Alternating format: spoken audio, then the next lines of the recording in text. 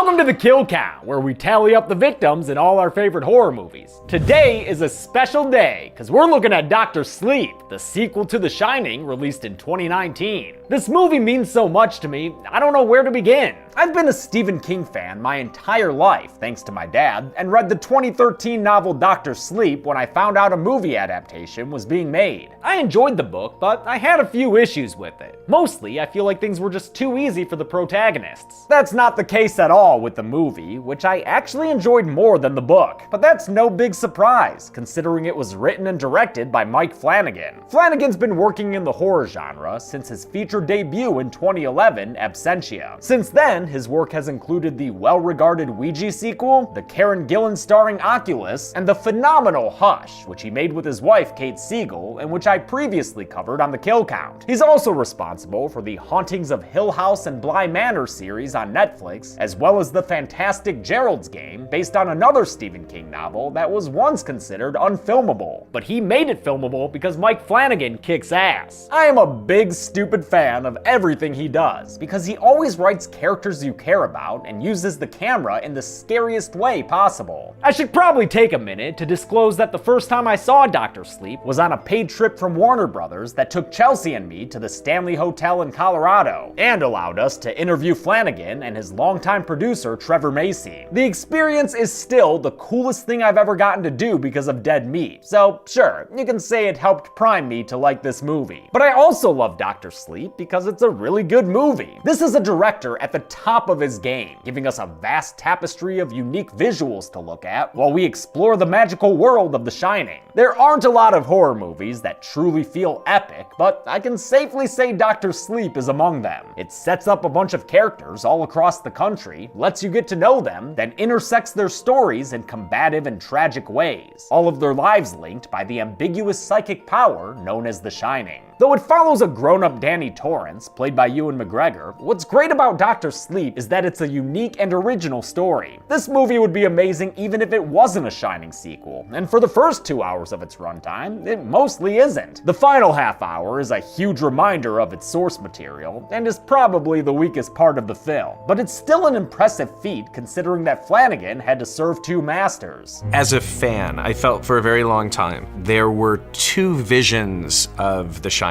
that seemed to be in competition within the minds and hearts of a lot of fans. The Stephen King Shining and there was the Kubrick Shining. The man pulls it off because he's a goddamn virtuoso. I consider us all lucky to live in a world where Mike Flanagan makes horror movies. One last note, I'll be using the theatrical version for the Kill Count, but I've also watched the director's cut, which adds almost an entire half hour of extra footage. And guess what? That version's even better. So expect a cut comparison in the next few months. 2.5 hours is still plenty of time to kill people though. Let's see how many.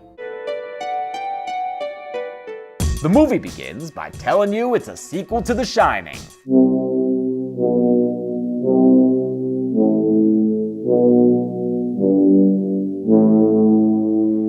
It's already won me over, I'll be honest. In 1980, a young girl named Violet, played by Violet McGraw, young Nell in The Haunting of Hill House, encounters a flower-picking singing lady who might make a good friend. Well, hi there. Yeah, that's friendly. This is Rose the Hat, played by Rebecca Ferguson, in a fucking phenomenal performance. And what's with the hat? Don't worry about it, it's her hat. Rose is doing a trick for Violet when she hears a noise from the woods. Don't worry, that's my friend. You're missing the trick. Yeah, Rose the Hat's got a lot of friends, and they're here because Violet is special, as in the house special. It's the special ones that taste best. Rose grabs Violet's arm and her posse swarms the young girl, killing her off screen. If you're glad it was off screen because it was a little kid, I've got some bad news for you. But first, some good news. Title card! We're back at the Overlook, and though things may look familiar, every frame of footage in this film is a new shot. Except for 3, which I'll point out later, but just think about that. Flanagan had to recreate the entire Overlook interior, which, if you remember from The Shining Kill Count, was a big friggin' deal. What Danny Torrance saw in room 237, namely Mrs. Massey, the naked ghost lady, continues to haunt him even after escaping the hotel. She and other Overlook ghouls have been harassing him at home, even hanging out in his bathroom when he's trying to take a tinkle. Guess you'll just have to hold it, little man. Oh, he couldn't hold it. Thank God Wendy's there to give him a soggy pee hug. Danny hasn't spoken since the Overlook incident, but that changes when the ghost of Dick Halloran shows up. The least he can do for that guy is have a conversation. I mean, he was the one who taught Danny what the shine is, after all. And someday, Danny Torrance, you'll teach someone else. Since this story focuses more on the shine than even The Shining did, Dick's got a lot of shine-splaining to do. He says the shine is an energy that can be used as food by dark things, like the Overlook. And since Danny shines brighter than anyone he's ever seen, the Overlook ate it all up, nom nom nom. And if you're still confused as to what exactly the Shining is, it's magic? This crucial scene continues as Dick tells Doc how to beat the spirits haunting him. All he has to do is make a lockbox in his mind, and he can use that to trap all the ghosts inside. This conversation is taken from the Dr. Sleep book, where it plays out a little differently. After all, in my book, Dick Halloran lives. Kubrick's movie, Halloran dies. Given how important all this shine's-position is, I remember wondering how it'd be accomplished in a sequel to Kubrick's film. I even pondered as much in my Shining kill count. Dick Halloran survives in the book. He's also alive at the beginning of the Dr. Sleep book, so I'm curious to see what they do with that in the Dr. Sleep movie. In the end, it was a simple fix. And what Mike did was to bring him back as a ghost, which makes perfect sense in the context of the story. And more evidence that Mike Flanagan was the perfect person for this job. I also loved his approach to recasting these iconic characters. Carl Lumbly sounds just like Scatman Crothers, and Alex Esso does an excellent Shelley Duvall-esque Danny yell. Danny!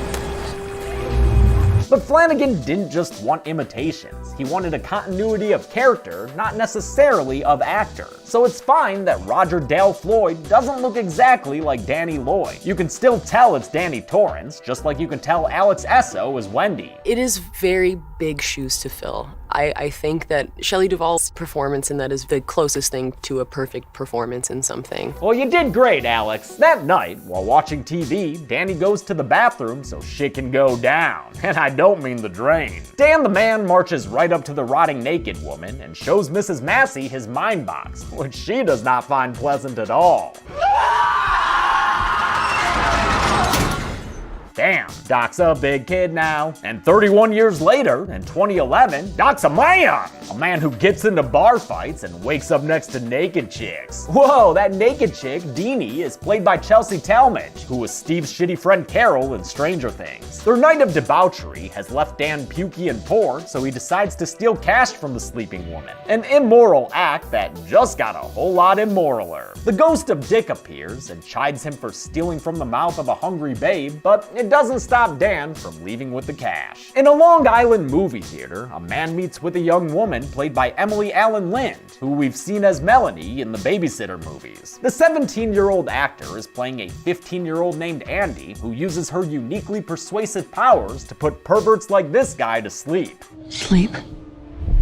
Andy steals the guy's money and permanently shames her predator by carving a snakebite into his face. But Snakebite Andy's powers could be used for so much more, which is why Rose's Lieutenant Crow Daddy has tracked her down for Rose to admire in a shot referencing another Stephen King adaptation, The Green Mile. Though Snakebite Andy's powers are strong, they're not strong enough to let her escape Rose's attention.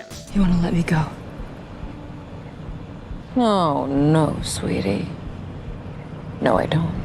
Now we're in the Granite State. I told you, this movie's sprawling, where Abra Stone is celebrating her 5th birthday with her parents Dave and Lucy. The birthday girl can't help upstaging the magician, shocking her parents when they find out that she's made all the spoons hang from the ceiling. But it's hard to eat a good meal hanging upside down, so Abra drops the utensils, and the resulting crash stirs a drunken Danny awake and gives Rose the hat a shiver that puts a smile on her face. Not that she wasn't happy already, I mean she did just pick up a pusher. You can push people. Rose wants Andy to push for them, and in exchange, she'll provide a whole lifestyle, one that will allow Andy to age so slowly, she'll still be a teenager in a few hundred years. Eat well, stay young, live long.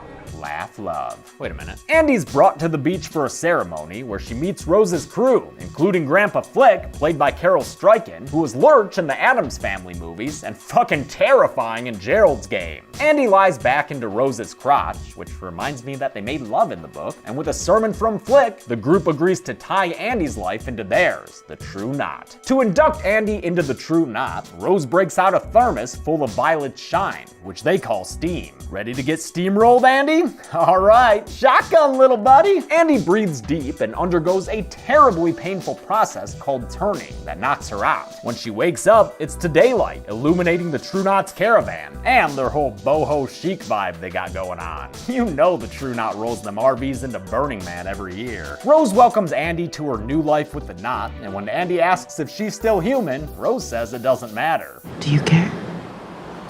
After hitting rock bottom, Dan takes a bus north to a town in New Hampshire called FRAZIER that, in a hilarious camera reveal, has a smaller version of itself in the town square. It's called Teeny Town, built by neighborhood kids and overlooked, no pun intended, by Billy Freeman, a wonderful man played by Cliff Curtis, who's in a ton of shit, including Deep Rising, Fear the Walking Dead, and The Meg. Billy sees that Danny's a stranger and recognizes him as a man in need, so he hooks him up with a sweet loft to stay in, one that's already furnished and has a chalkboard wall. Nice. Why are you doing this? You don't know me. No, I don't. But I know the look. I'm glad that Dan's found a new friend, because it's hard to have good conversations with people like Dead Deanie, who only ever wants to talk about how dead she is. They haven't found us yet. I'll take Deanie's word that her and her poor baby have died of overdose and starvation, their bodies still rotting where Danny left them. And if you don't want to see a dead baby, don't look, because that is one creepy baby corpse. Ah, no! The encounter nearly drives Dan to drink, but he instead hits up Billy, who immediately takes him in, because Billy's the fucking best. He takes Danny to an AA meeting run by Dr. John Dalton, a character who's much bigger in the book. Good call for the adaptation, but it's too bad we don't get more Bruce Greenwood, who was Gerald, he of the game, as well as the only man good enough for Joan Holloway. Dr. John gives Dan his day one token, as well as a job opportunity in a scene shot just like Jack's interview at the Overlook. Since Dan says dying people don't really bother him, John gets him a job at a hospice as an orderly. He works there with an adorable kitty named Azrael, and taking after its namesake Angel of Death, as he always knows when a patient's about to go. Not a bad last sight to see, I suppose. Dan comforts this guy by saying dying's just like going to sleep, and that earns him the titular moniker.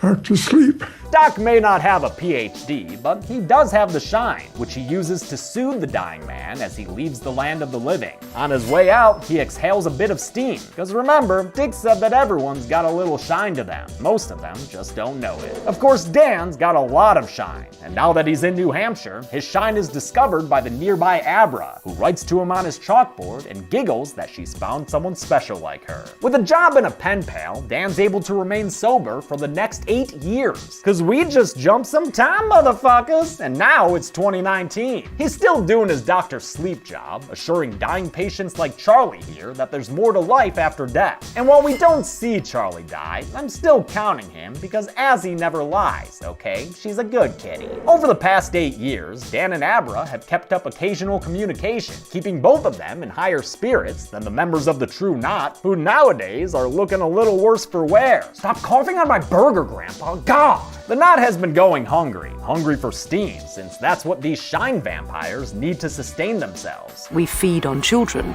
We eat the steam. Crow Daddy's been trying to track them down some food, but is worried there's not as much steam in the world these days. He says it might be getting dulled down by cell phones and Netflix. Crow's played by Zahn McClarnon, an actor of Hunkpapa Lakota descent, who was also Hansi in Fargo Season 2, and the subject of the single best hour in Westworld. Love seeing him here as an evil love interest. Although the Knot's steam supply is getting pretty low, Rose breaks out a canister to help the ailing Grandpa Flick. And sure, the rest rest of you can get in on it too. Go ahead and huff this kid dust. To re-up their supply, Crow's been tracking a shiny Iowan kid named Bradley Trevor, played by Jacob Tremblay, who we saw in The Predator. He's a real talent on the diamond, as explained by an onlooker played by Danny Lloyd, who was the original Danny Torrance. Lloyd had only ever played a single other role after The Shining, and instead of acting, he became a biology professor in Kentucky. Unfortunately for Bradley Trevor, OG Danny ain't the only one in attendance at this game. While walking home, Bradley is approached by the True Knots van, and Snakebite Andy slithers into the boy's brain, convincing him to come with them. They take him out to an old abandoned plant and tie him down to the ground for a memorably horrific scene wherein Jacob Tremblay gives a devastating performance. No, please let me go. I won't tell, please. His cries don't work on Rose, who tells him the more afraid he is, the better his steam will taste. Are you gonna hurt me? True to her word, she begins torturing the child to provide her family a feast. It is truly difficult and disturbing to watch, and although Jacob Tremblay was just fine filming the scene, it wasn't as easy for the people playing his assailants. The actors playing the True Knot, who had been full of swagger before the camera rolled, was like, yeah, we're gonna go kill this kid. We're the monsters. Were literally so shaken that they had to step away from the set. The incident is so powerful that Abra intercepts it, and she screams in concert with the baseball boy, begging his attackers to stop. Rose senses Abra's eavesdropping, and the connection gives the girl Danny Torrance face. But before you can start thinking about future meals, Rose, you've got to finish the one in front of you. They kill Bradley Trevor slowly and painfully, making the most of their meal and saving the last little bits for later. Bradley's torture does a number on Abra, who has a conniption in her bed and blows a psychic blast towards Danny's chalkboard. She has to let him know about the red rum. Meltdown. While burying the baseball boy, Rose tells Crow they had a powerful onlooker spying on them all the way from the East Coast. You're saying someone looked in from 1,500 miles away? With power like that, the Knot may have found a whale, someone with so much shine it could feed their family for decades. Abra finds the baseball boy she felt getting murdered listed on a missing children's page online. Using a printout with powers kind of like 11's, she's able to see the whole road trip he was forced to go on, including exactly which plant his murder took place at. Fuck, I love the overhead shots that are in a weird frame rate. They look so cool. This is one of the movie's many strengths, creating visuals just as fantastic as the powers in this world. The wondrous sights continue as Abra looks for the murderers out her window, and when she doesn't find them there, well, she just drops right into their bodies, cause now she's somehow an observer inside Rose the Hat. Rose feels the psychic intrusion and looks into a reflection,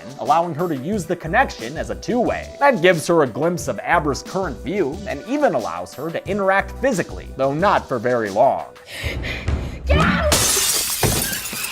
Well, you were at the grocery store, Rose. Makes sense you found some food. Rose gets back to the Knot and tells Crow Daddy that their onlooker has more steam than they could have ever possibly anticipated. Is she food or do we turn her? Great question, Crow, but Rose doesn't want that kind of power around competing with her. She'd much rather they yum eat her up. Abra skips school the next day and takes a bus to FRAZIER, then instinctively heads to Teeny Town to meet the train conductor, Dan the Man Torrance. With a brain-to-brain hello, Abra lets Dan know who she is, and they take a seat together on a park bench. You can hear me. Let's use our outside voices, all right? She's excited to find another person who has magic, or as Dan tells her, shine. When I was a kid, I didn't understand The Shining. I called it Tony. Abra says the baseball boy also had the shine until it was eaten by the bad people as they tortured and murdered him. She wants to find the boy's body and bring his murderers to justice, a lofty goal for a teenager, but one that's believable thanks to Kylie Curran, who beat out more than 800 other young actresses to get this role. She does a great job as Abra, especially in her scenes with Ewan McGregor. And we're a good team, I think. But Dan doesn't want to get involved and tells Abra to stop shining so the bad folk won't find her. It's some cowardly advice that earns him a visit later that night. A visit from a ghost! But it's just dick, Doc, not an overlook ghoul, so put those boxes away. You wouldn't want to put your dick in a box. Dick's visiting Dan for the first time since he saw him in Deanie's decrepit apartment 8 years ago. Has it been a long time? Can't tell. This world is a dream of a dream to me now. Man, I love this scene and the way it drives home how otherworldly the afterlife is. Dick tells Doc that he needs to help Abra, just like he helped Dan all those years ago. Then he says that this is the last time Dan will ever see him, and just like that, he's gone. God, that hits hard. We get another spectacular scene, possibly the film's most visually stunning, when Rose the Hat sits atop her trailer and astral projects herself into the night sky. With the soundtrack reduced to a heartbeat and heavy breathing, she flies high above the ground, trying to feel out exactly where Abra is. Honing in on the location, she slowly glides down from the sky and makes footfall on Abra's street. Fuck, this movie looks so cool! Oh man, and it just keeps going, as Rose hops on up to the side of Abra's house and drops in horizontally through the window. I cannot get over these effects. Inside Abra's room, which is really her brain, maybe? Rose finds a wall of memories, which reminds me of another Stephen King story, The Wild-Ass Dreamcatcher. But Abra's memory warehouse is actually a ham catcher, because this was a trap laid by this little nightmare. He said you'd come back. Abra's disguise here is scary as hell to me, but I guess it's a reference to the Rooster Teeth anime Ruby's character, Emerald. Abra had a Ruby poster in her bedroom shown earlier, which I believe was a set deck suggestion from Kylie Curran herself, since she's a big fan. With Rose trapped, Abra invades her mind and starts rummaging through her memories to learn more about her. Rose escapes in a signature Mike Flanagan way, with some serious, nerve-wracking hand trauma. The effects for this degloving were done by prolific makeup artist Bob Kurtzman and his wife, Marcia King Kurtzman. They both had plenty of practice, since they did a similar effect in Gerald's Game. It's old hat to us now how to mangle hands. We're getting really good at it. With this, Rebecca Ferguson joins the esteemed company of Carla Gugino and Flanagan's wife, Kate Siegel. It's an honor to have your hand savaged in a Mike Flanagan film. Rose is able to stumble away from the trap and tumble on out through the roof, all the way back to her trailer, where she quickly learns she's not the only one there with a problem. Grandpa Flick is in bad condition, because unlike what Andy mistakenly thought she signed up for, the True Knot energy vampires are not completely immortal. I said live long, eat well. Since they haven't been eating well, Grandpa Flick's about to die of hunger, bringing an end to a life so long he once feasted on gladiators in Rome. I love learning about the extent of his longevity, revealed by Rose in a riveting eulogy. And they trembled in their villages and beds and skyscrapers. The members of the True Knot aren't as fleshed out on screen as they are in the book, but that doesn't mean their backstories are entirely absent. Mike Flanagan gave us a lot of creative liberties where we could come up with our own ideas for our character, which is such a gift for an actor. It's fun to hear how Apron Andy was turned by Grandpa Flick in 1500s Morocco, or how Crow Daddy was a native tracker in the French and Indian War. The costume department, led by Terry Anderson, brought a visual element to these histories with trinkets meant to show centuries of travel, like with Rose's beaver felt top hat, a 100 years old antique. But all long lives must come to an end, and Grandpa Flick dies just like all shine vampires do, in a process called cycling. The description of cycling was terrifying in the book, and I didn't think it could live up to it on screen, but god damn it, Mike Flanagan did it, because of course he did. With their steam in short supply, the Knot feasts on Flick's remnants like a pack of hungry animals. Things are clearly dire now, so Crow prepares to go capture their whale. And although Rose won't be joining them, since her mind library was compromised, he assures her he can handle Abra. But I got some tricks of my own.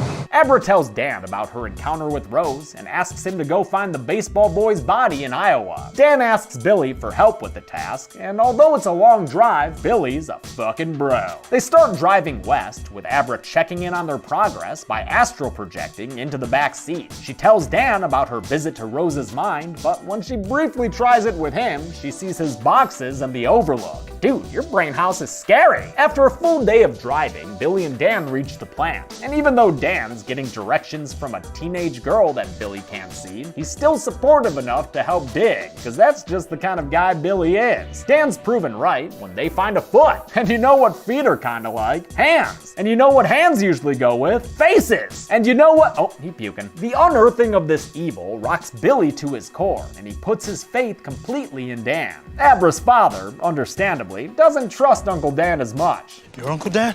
The fuck you think you are?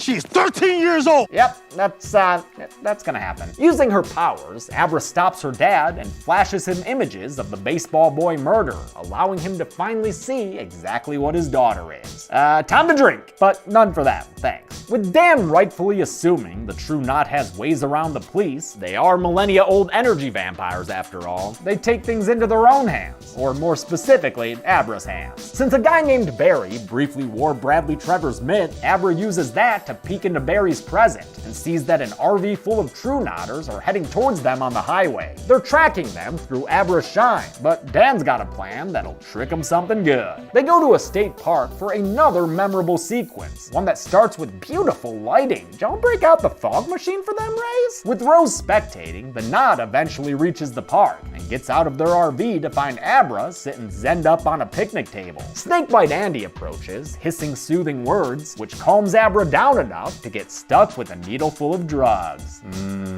That was easy. Unless... Blast! Bested by the bunny once more! Shots ring out from Dan and Billy in the trees, and since the True Knot is also armed, well, there was a firefight! Andy books it back to the RV as the rest of the Knot is gunned down one by one. Rose anguishes from afar as her entire clan is killed, each of them getting shot and falling to the ground and cycling out of this world until they're nothing but steam. Delicious, delicious steam.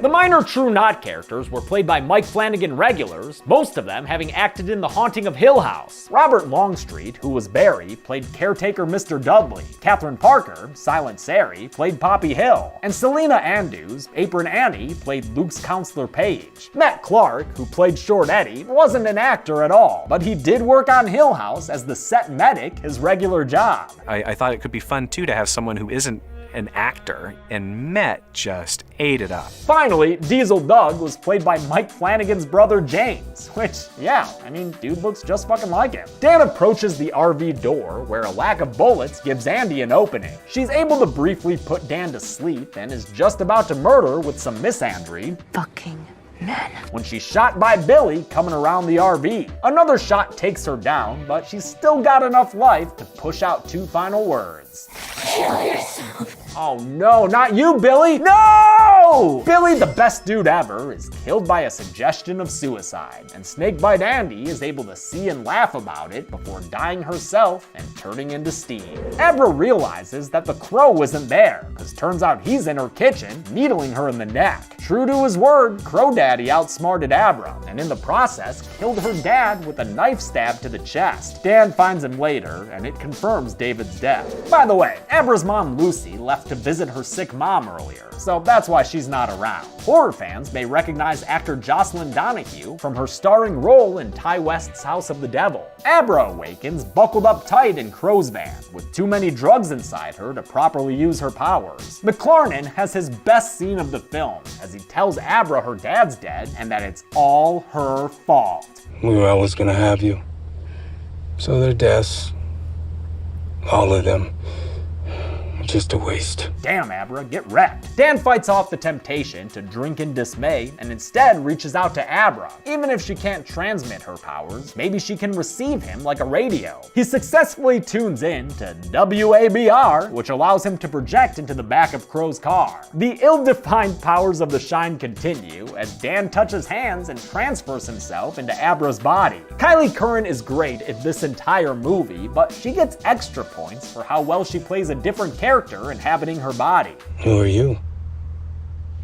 I'm the guy that killed your friends. And that guy's got another trick up his sleeve, one that'll make Crow wish he had worn his seatbelt. Dan crashes the car into a tree and sends Crow Daddy through the windshield, evoking a scream of anguish from Rose hundreds of miles away. Abra, now in control again, walks up to the dying Crow Daddy and coldly tells him that she hopes his death hurts a lot. Well, I think you're in luck, little lady, because he does not look like he's having a good time. Abra receives a projected visit from Rose, but now fully confident, she doesn't let it slow her down. All right, bitch child. Uh-oh, Rose is breaking out the good stuff. I guess she might as well just suck all that steam herself. Not like there's any True Knot members left alive to share it with. Dan and Abra reconnect and take off for Colorado. If Rose is coming for a fight, he's gonna choose the venue. There's a place place that's dangerous for people like us. And that means it's probably dangerous for Rose, which might just give them a chance. This marks a turning point in Dr. Sleep. After an hour and 50 minutes of being mostly its own story, it's now going to very much be a sequel to The Shining. Appropriately, this is when we get the only recycled footage, the gliding shot over Wild Goose Island and 2 shots of the Torrance Volkswagen driving along Going to the Sun Road. Flanagan took these shots and changed them from night to day and clear to snowy in post-production. It's a great bridge to the final act, which admittedly can get a little too referencey to The Shining. But I think the rest of the film earns this final act. And tell me you don't feel something seeing the Overlook again, boarded up these past 40 years. Dan tells Abra to stay lookout in the car while he heads inside the hotel to wake the place up. Once again, I am in complete awe at how Flanagan was able to recreate one of the most studied film locations of all time. You can tell it was a dream come true for him. Just breathtaking. Every time I walk in here, I'm just floored. It's like walking into your own memory. He spent 6 weeks building sets from the actual blueprints used for the Kubrick film, and underwent what he called forensic film school as he tried to recreate iconic shots and angles. All hands were on deck to bring the Overlook back to life, down to the most minute and specific detail. Prop master Scott Nifong was able to find the exact model typewriter Jack Torrance used, and recreated the all work no play pages, even though they barely appear in this movie. Seems like everyone was happy to do the work, especially Mike Flanagan. Like me, he's been a King fan since he was in the 5th grade, and he clearly had a ball making this film. Dan gets the boilers running, which was part of his dad's job as winter caretaker, even though we only ever saw Wendy doing it for him. Then he takes a stroll down memory lane, visiting hallways more Grady girl free these days, and his family's one-time apartment, including the infamous bathroom door. Here's Obi. His last stop is the Gold Ballroom, where he takes a seat at the bar just like his dad did all those years ago. Slow night, Mr. Torrance.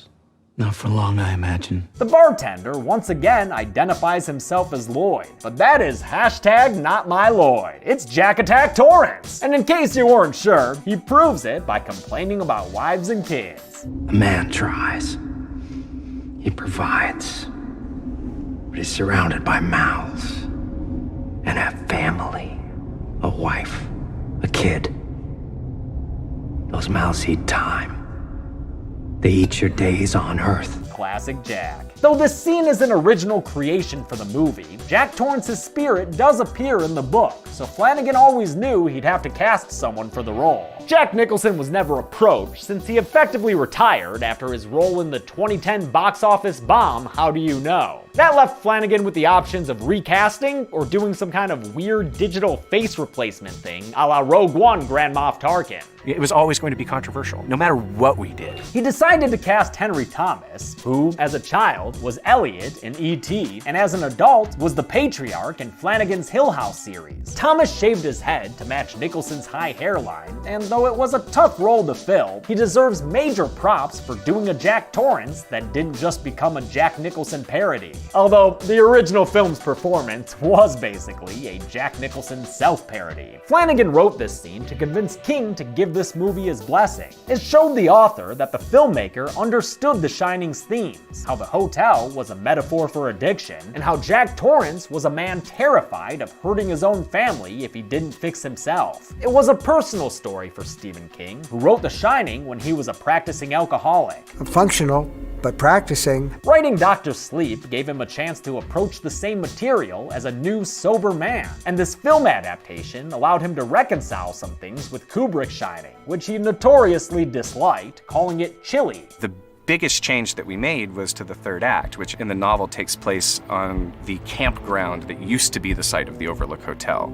And so the pitch was, let's keep the hotel alive so that we can stage that final battle in the Overlook itself. And the trade-off is, we're changing the ending of Dr. Sleep, but we're changing it to be the ending of The Shining that King never got to see made. Unlike his dad, Dan rejects the free ghost drink, so he's sober when Abra sees Rose coming around the mountain. Rose gets to the Overlook and steps inside, where she gets a good look at their world-famous blood elevators. Give them a hand, folks. That's a lot of blood. Rose likes likes it. The blood elevator was one effect Flanagan couldn't accomplish practically. It was just too expensive to do the same way Kubrick did, so they recreated this sequence digitally. Rose finds Dan and Abra standing on the staircase in the Colorado lounge, and as she threatens them from Jack's super productive writing spot, they launch into their plan with 2 pairs of white eyeballs. Together, they transport Rose into the Overlook hedge maze, which, wow, looks like they've really expanded it over the years. Glad to see the hotel taking pride in its hedges. Rose follows Abra's footprints to the center of the maze, where she finds the young girl waiting to do a Mortal Kombat teleport attack! Oh, with a friggin' shank! After a few of those, Rose puts an end to that, and is just about to monologue her way inside a lockbox when she realizes that this isn't Abra's mind at all. Fuck this noise, Rosie out! Sorry, Dan. Nice try, though. How the hell did we miss you?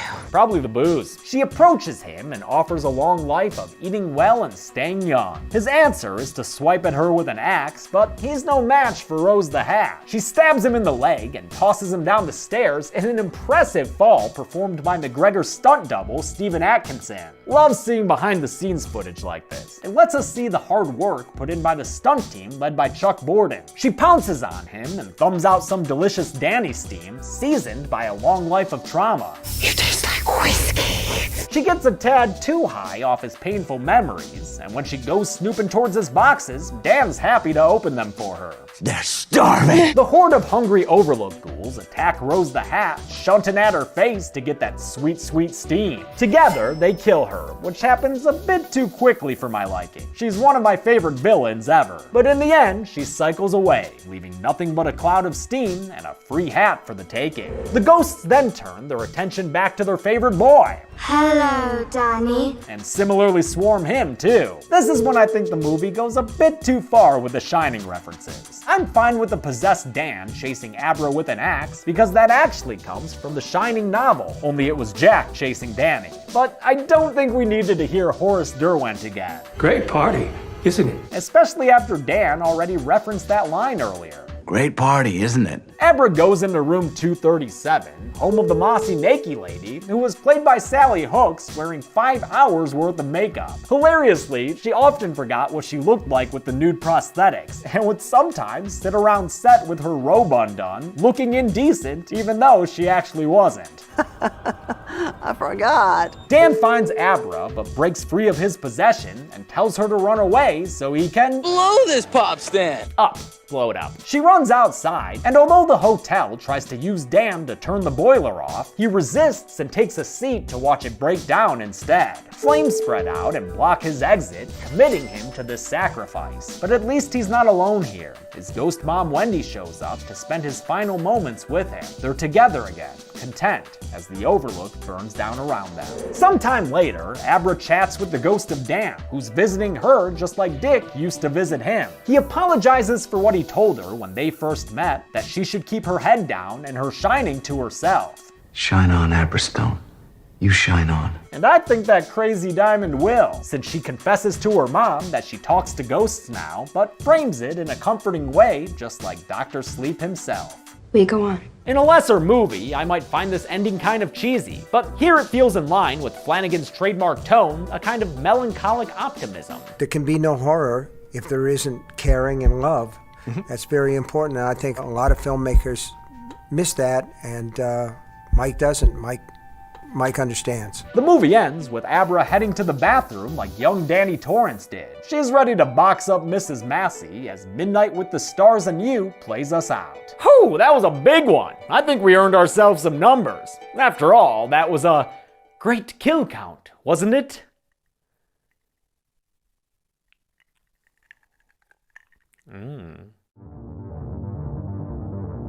18 people died in Dr. Sleep, quite a bit more than the 2 kills in The Shining. There were 6 female victims and 12 male victims, with ages ranging from toddlers to millennium-old vampires. With a theatrical version runtime of 152 minutes, that left us with a kill on average every 8.44 minutes. I'll give the Golden Chainsaw for coolest kill to Grandpa Flick, which also serves as an award for the cycling in general. I just think it looks incredible. Sorry, baseball boy! Dull Machete for lamest kill will go to that Charlie dude in the hospice, though it sort of feels like cheating giving it to him. Oh well, and that's it. Dr. Sleep came out in 2019 and is one of my 3 favorite horror films of that year, along with Ready or Not and The Lighthouse. They all press very different buttons for me. Once again, you'll get this week's kill count a day early, because on New Year's Eve, I'm looking at the weird British film Bloody New Year. Until then, I'm James A. Janice. This has been the Kill Count.